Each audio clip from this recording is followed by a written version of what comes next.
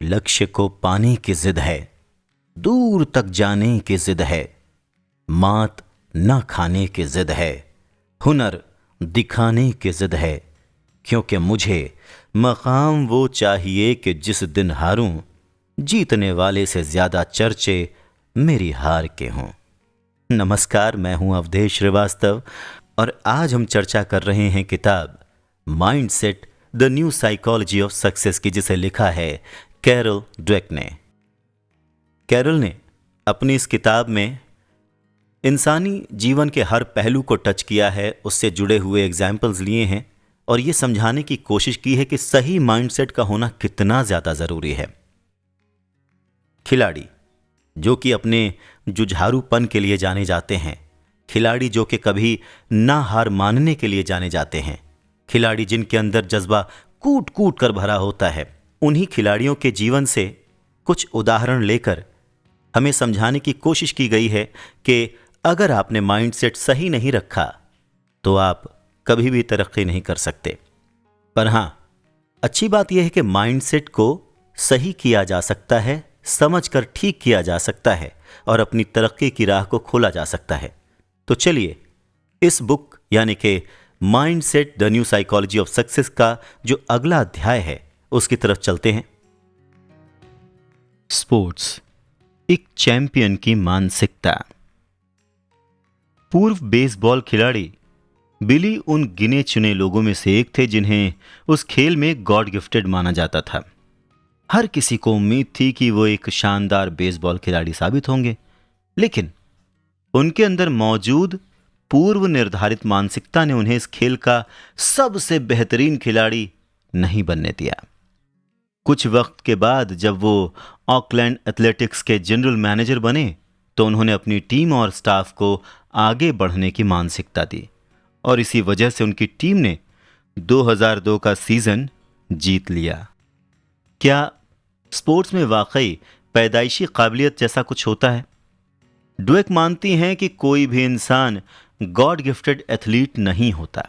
Michael Jordan, Babe Ruth, Wilma Rudolph और बाकी कई खिलाड़ी अपनी कड़ी मेहनत के बाद अपने अपने खेलों में टॉप पर पहुंचे। जब भी स्टार एथलीट्स उस कड़ी मेहनत के बारे में बताते हैं जिसकी वजह से वो उस मकाम पर पहुंचे, तो लोग उन पर यकीन नहीं करते। ऐसा मानते हैं कि उनके अंदर वो काबिलियत पैदाइशी थी, गॉड गिफ्टेड थी और मेहनत करके उन्होंने उसे बेहतर नहीं किया है, मतलब वो तो अच्छा खेलते ही थे। लेकिन ऐसा नहीं है। किसी भी चीज का कैरेक्टर हासिल करना बहुत जरूरी है, चरित्र हासिल करना बहुत जरूरी है। अब चरित्र का क्या मतलब है? तो ड्वेक कहती हैं कि चरित्र का मतलब यह है कि जब सब कुछ आपकी उम्मीदों के विपरीत हो रहा हो, अगेंस्ट हो रहा हो, आप फेल हो रहे हो, उसके बाद भी आप अपनी हिम्मत को इकट्ठा करते हैं, बटोरते हैं और आगे बढ़ने के लिए अपने जज्बे पर कायम रहते हैं। ऐसे लोग ही अपने क्षेत्र में शिखर पर पहुंच पाते हैं और अपनी जगह पर बने रहते हैं। ड्वेक ऐसे ही कुछ खिलाड़ियों के एग्जाम्पल देती हैं, जिनमें टेनिस खिलाड़ी पीट सम्प्रास, रेसिंग खिलाड़ी जैकी और सॉकर खिलाड़ी मिया हैम शामिल हैं।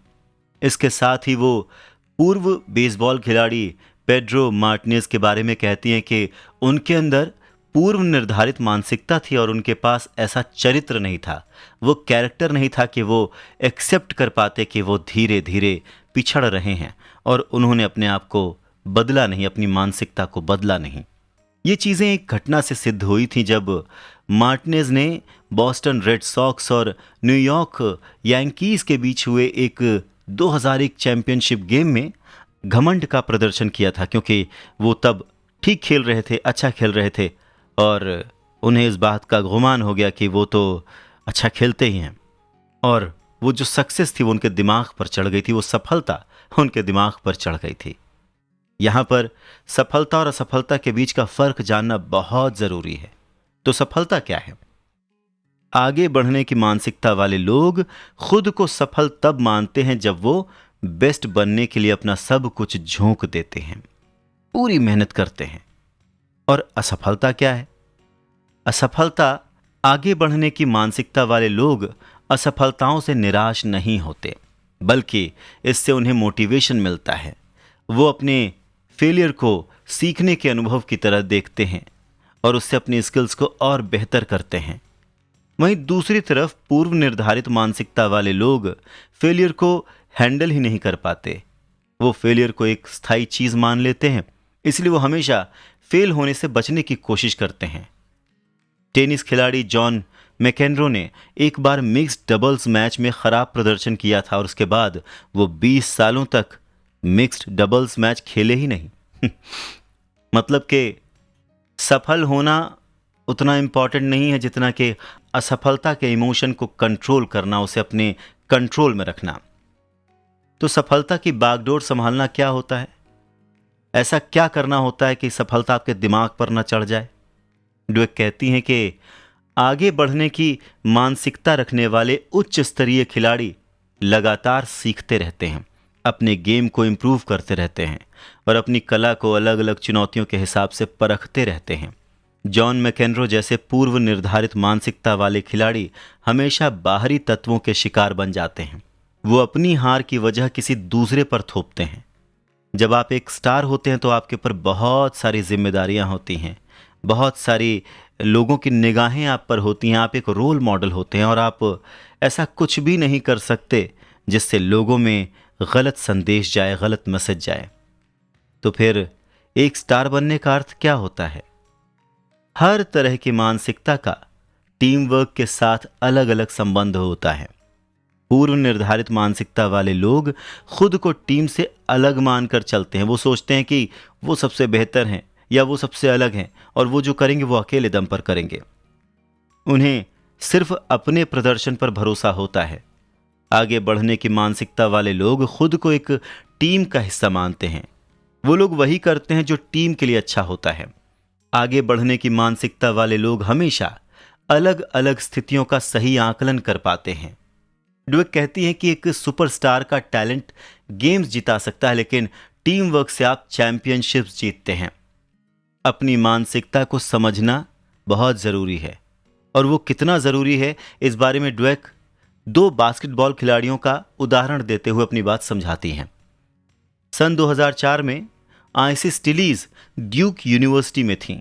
वो बहुत ही टैलेंटेड थीं, लेकिन वो कभी भी अपनी काबिलियत के हिसाब से प्रदर्शन नहीं कर पाई थीं। उनके अंदर पूर्व निर्धारित मानसिकता थी और वो ये मानती थीं कि अगर वो अच्छा प्रदर्शन नहीं करेंगी तो उनकी पहचान खत्म हो जाएगी। उन्होंने बहुत सारा स्ट्रेस अपने ऊपर ले लिया था, बहुत सारा बर्डन अपने ऊपर ले लिया था कि वो तो खराब कर ही नहीं सकती, उन्हें अच्छा परफॉर्म करना ही पड़ेगा। उस साल उनकी टीम चैंपियनशिप नहीं जीत पाई।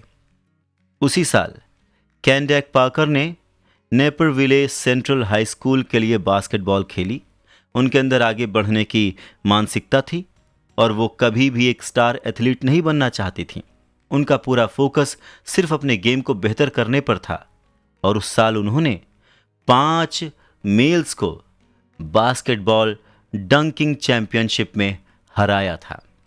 प्रकृति ने पुरुष और महिलाओं को अलग अलग स्ट्रेंथ दी है। अब बास्केटबॉल जैसे खेल में पुरुषों के मुकाबले महिलाओं को थोड़ा कमतर आंका जाता है, लेकिन उस माहौल में उन लिमिटेशंस के बाद भी उस महिला ने 5 पुरुष खिलाड़ियों को बास्केटबॉल डंकिंग चैंपियनशिप में हराया था।